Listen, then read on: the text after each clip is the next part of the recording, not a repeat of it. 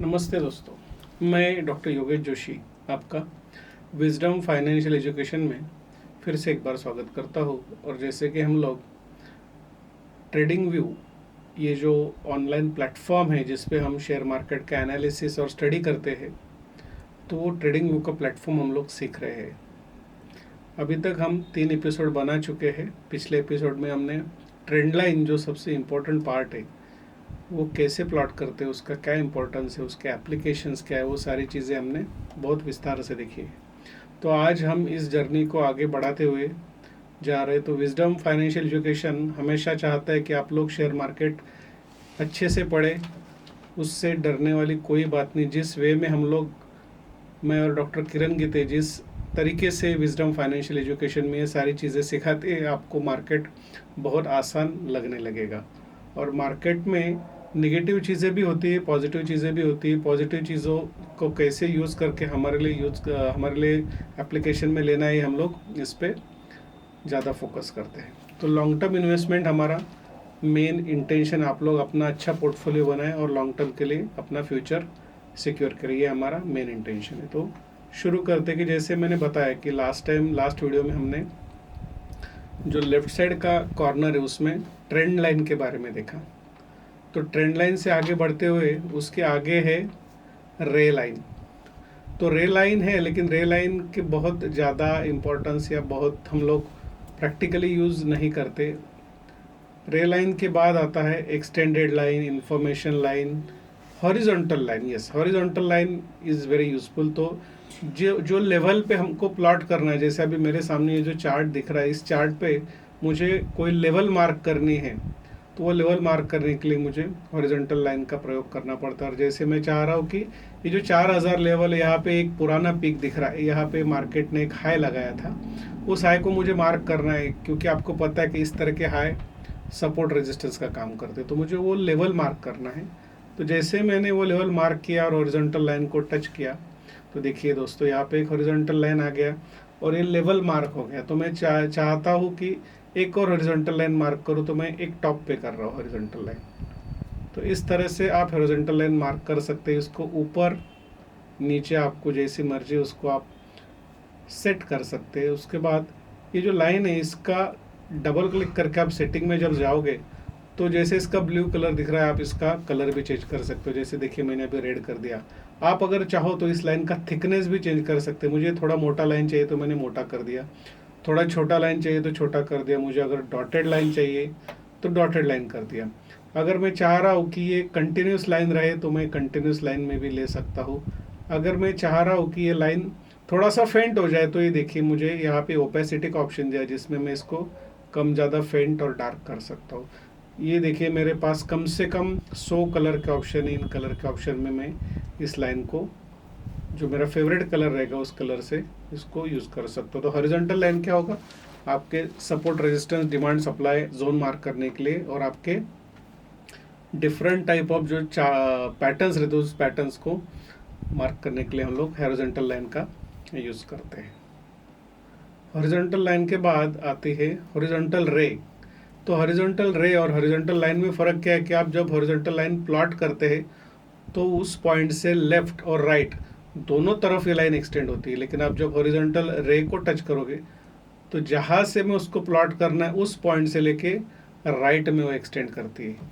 उसमें भी सेटिंग है, उसको मैं डबल क्लिक करूँगा तो प्राइस का जो लेबल है, वो लेबल भी आ सकता है। और दूसरी चीज़ आता है कलर। ये कलर में जैसे हॉरिजॉन्टल लाइन को बताया, थिकनेस, कंटिन्यूएशन, ये सारी चीज़ें इसमें आ जाएगी। फिर उसमें आप कोऑर्डिनेट्स भी डाल सकते हैं। मुझे अगर लग रहा है कि इसके कोऑर्डिनेट्स डालना है, तो मैं कोऑर्डिनेट्स चूज़ करके जैसे ओके कर दूंगा, ये कोऑर्डिनेटेड हो जाएगा लाइन। उसके बाद विजिबिलिटी का ऑप्शन है। तो ये टेक्निकल चीज़ें, इसमें बहुत ज़्यादा जाने की ज़रूरत नहीं है। और हॉरिजॉन्टल रे से आप राइट की तरफ एक्सटेंडेड लाइन डाल सकते हैं। वर्टिकल लाइन, अभी जैसे ये दोनों लाइन तो हो गए, तो जिससे मुझे हॉरिजॉन्टल लेवल मिल गया। लेकिन वर्टिकल लाइन, जैसे माना ये पॉइंट है, ये पॉइंट है, मेरे चार्ट में ये पॉइंट दिख रहा है, मुझे मार्क करना है कि जनवरी 22 मार्क करना है। तो मैं क्या करूँगा, जनवरी 22 को चूज़ करूँगा और जैसे ही हॉरिजॉन्टल लाइन टच करूँगा यहाँ से एक स्ट्रेट लाइन आ जाएगा। तो उस लेवल का, उस डेट का मुझे एग्जैक्ट डेट अगर चाहिए तो डेट मिल रहा है। अगर मैं लेफ़्ट को एक्सटेंड कर रहा हूँ तो मुझे जो लेवल चाहिए वो लेवल मैं मार्क कर सकता हूँ। तो हॉरिजॉन्टल लाइन यहाँ पे यूज़ हो सकती है। तो अभी हमने वर्टिकल लाइन देखा, हॉरिजॉन्टल लाइन देखा। तो वर्टिकल लाइन क्या करती है, आपको जो प्राइस का पार्ट है वाई एक्सिस वाला वो आपको मार्क करने में हेल्प करती है। जैसे वर्टिकल लाइन, हॉरिजॉन्टल लाइन और हॉरिजॉन्टल रे, जैसे मैंने यहाँ से रे प्लॉट कर दिया तो मुझे ये लेवल आ गई 4,574। अगर मुझे लग रहा है कि यार ये किस दिन था ये मुझे देखना है तो मैं इसके लिए वर्टिकल लाइन यूज़ करता हूँ। वर्टिकल लाइन मुझे बताती है कि 2 सितंबर 2024 की बात है। लेकिन मैं थोड़ा आलसी किस्म का इंसान और मुझे चाहिए कि दोनों चीज़ें मुझे एक ही जगह पे चाहिए। तो मैं क्या करूँगा, वर्टिकल भी नहीं चूज़ करूँगा, हॉरिजॉन्टल भी चूज़ नहीं करूँगा, मैं चूज़ करूँगा क्रॉस लाइन।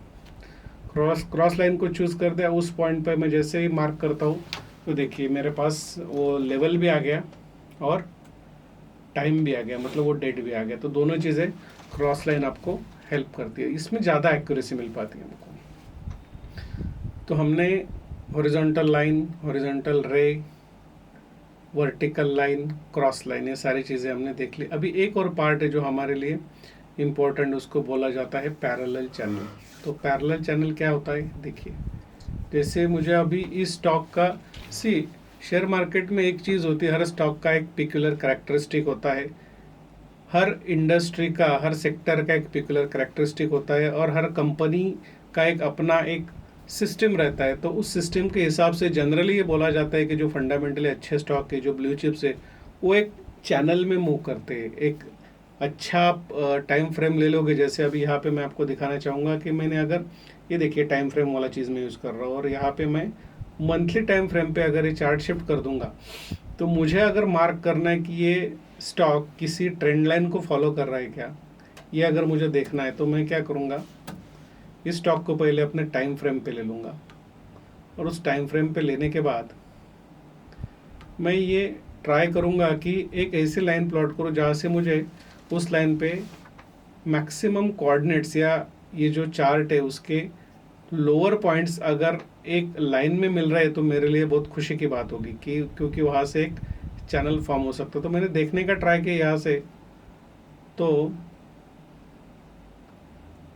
ये ट्रेंड लाइन जब मैंने प्लॉट की तो 2009 से लेके 2021 तक, मतलब 12 से 13 साल तक इस ट्रेंड लाइन को इस स्टॉक ने फॉलो किया है।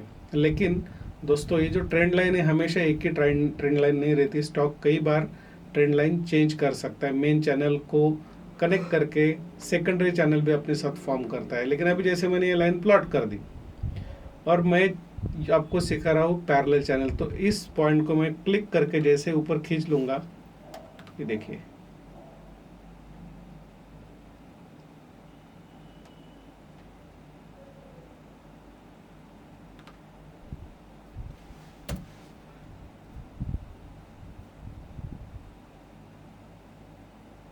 देखिए क्लिक करके जैसे खींच लिया, इसने एक पैरेलल चैनल मुझे बना दिया। इस पैरेलल चैनल में एक बैकग्राउंड कलर भी, एक सेंटर लाइन भी। तो आप जैसे जैसे आगे बढ़ोगे तो आपको पता चलेगा कि ये जो चैनल प्लॉट किया है, जब भी स्टॉक ने इस चैनल की लोअर लाइन को टच किया है वो आपको बता रहा है कि भाई साहब मेरा ये मेन रोड मैप है, मेरा ये मेन रास्ता है, इस रास्ते पे मैं जब भी टच करूँगा यहाँ से मैं ऊपर ही जाने वाला हूँ, यहाँ से नीचे जाने वाला नहीं। तो देखिए जब भी इस स्टॉक ने इस ट्रेंड लाइन को यहाँ पे नीचे टच किया, देखिए यहाँ से निकलने के बाद यहाँ टच किया, यहाँ टच किया, जैसे टच किया यहाँ पे इसी ट्रेंड लाइन को फॉलो करते हुए ऊपर गया। ऊपर जाने के बाद जब भी स्टॉक नीचे आया तो उसने वापस उसी ट्रेंड लाइन को टच किया, वापस एक बार उसने ऊपर की दिशा ले ली और इस चैनल का जो अपर पार्ट है उसको टच किया। उसके बाद जब भी उस स्टॉक में करेक्शन आया, करेक्शन के समय भी आप देखिए स्टॉक ने ऑलमोस्ट उस चैनल के लोअर पॉइंट को टच कर दिया और टच करने के बाद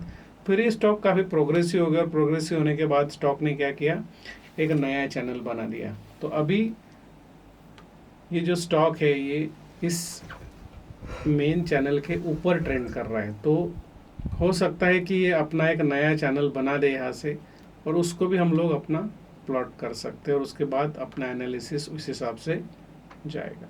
तो अभी मुझे जो दिखाना था आपको, एनालिसिस नहीं करवाना था, मुझे आपको ये दिखाना था कि पैरेलल चैनल किस तरह से काम करती है। इसमें भी आप डबल क्लिक करके बैकग्राउंड चेंज कर सकते हैं। जैसे ये बैकग्राउंड ब्लू, मुझे येलो चाहिए तो मैं इसको येलो कर दूंगा, है ना। बाकी सब डार्क लाइन, डॉटेड लाइन, सारी चीज़ें ऑलमोस्ट सेम है।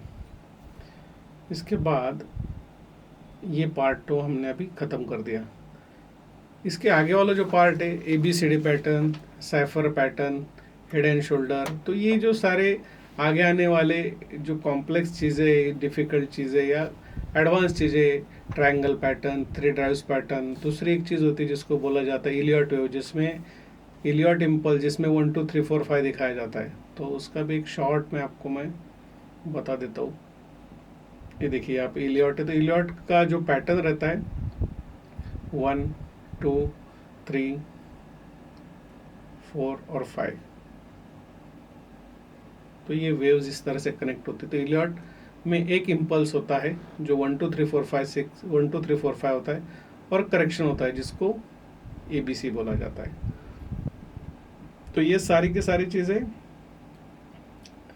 Advance pattern. तो हम आगे जैसे बढ़ेंगे तो इलियट के लिए जब मैं सिखाऊंगा आपको, इलियट का एक बढ़िया सा लेक्चर आप लोगों के लूँगा, उस समय हम लोग इसके बारे में डिटेल में बात करेंगे। इसके आगे हमारे काम की चीज़ें क्या क्या है, तो इसमें तो कुछ काम की मतलब बेसिक चीज़ें, जो एडवांस चीज़ें बहुत सारी। ये एक पार्ट है जिसमें ये ब्रश है।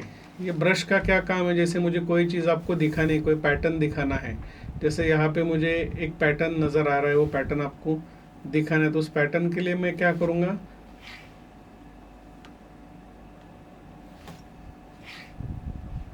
मुझे प्लॉट करना है मानो कोई पैटर्न। तो यहाँ से मैं जाऊँगा और जैसे इसको टच करूँगे, देखिए मेरा ये लाइन आ गया।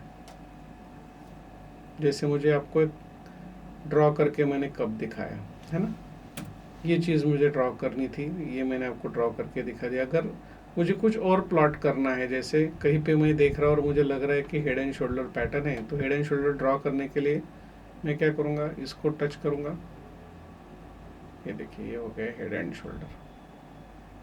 तो इस ड्राइंग के लिए इस चीज़ का यूज़ होता है। ये चीज़ मुझे नहीं चाहिए तो जैसे टच करके इसको मैं डिलीट कर दूंगा, ये निकल जाएगा। इसका सिलेक्शन ख़त्म कर दूंगा, डिलीट पे चला गया, ये निकाल दिया मैंने। तो ये हो गया ब्रश। हाईलाइट, मुझे कोई पार्ट हाईलाइट करना है तो हाईलाइटर को टच कर दिया, और देखिए इस हाईलाइटर को मैंने ऊपर नीचे जैसे जो पार्ट दिखाना है उसके लिए दिखा सकता हूँ, ये वाला पार्ट दिखाना है इसके लिए दिखा सकता हूँ, या मुझे कोई चीज़ को एरो दिखाना है दिखा सकता हूँ। तो ये हाईलाइटर, कोई चीज़ आपको दिखानी है तो हाईलाइटर, जैसे हम लोग हमारा हाईलाइटर फ्लोरोसेंट का यूज़ करते हैं उसी तरह इसका हम लोग यूज़ करना पसंद करेंगे। इसके बाद आपको ये एरो है, एरो मार्कर आपको अगर दिखाना है, कोई मुझे ये पैटर्न दिखाना है, मुझे अगर ये आपको बुलिश इनगल्फिंग पैटर्न अगर दिखाना है, तो ये इस पैटर्न के लिए ये देखिए ये एरो मैंने यूज़ कर दिया। मुझे ये पैटर्न आपको दिखाना है तो यहाँ से एरो यूज़ कर लिया। मुझे अगर आपको रेड हैमर दिखाना है तो रेड हैमर दिखाने के लिए मैंने इस एरो को यहाँ से यूज़ कर लिया, ये है रेड हैमर।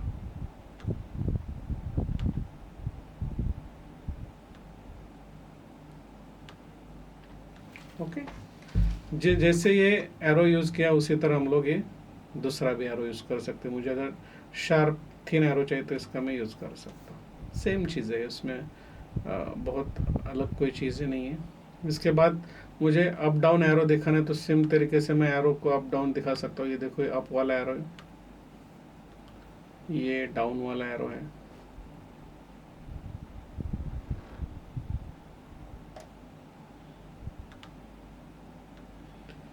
इसके बाद मुझे कई बार कंसोलिडेशन का जोन दिखाना है या कोई रेक्टेंगल प्लॉट करना है, तो मुझे रेक्टेंगुलर अगर पैटर्न चाहिए तो आगे जाऊंगा और रेक्टेंगल को पकड़ लूँगा। मैं इस रेक्टेंगल को लिया, यहाँ से मैं उसको जैसे ही हॉरिजॉन्टली खींच लूँगा और ऊपर खींच लूँगा, ये बन गया रेक्टेंगल। अब इसमें मैंने कलर डाल दिया, इसको कलर अगर नहीं चाहिए तो बैकग्राउंड में खुला रख सकता हूँ इसको।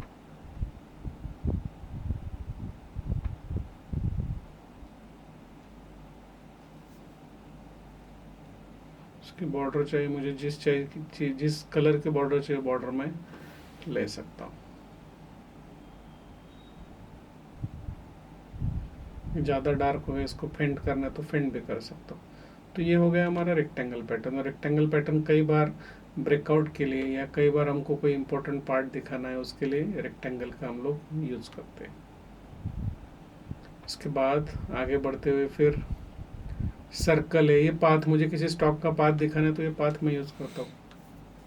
देखिए ऊपर मार्केट जैसे ऊपर जाता है उसको दिखाने के लिए इस पाथ का यूज़ करते हैं, नीचे दिखाना है तो इस तरह का इस पाथ का यूज़ करते हैं। तो ये मेरा एफर्ट ये है कि आपको इन सारे टूल्स जो आपको बेसिकली यूज़ करने हैं इस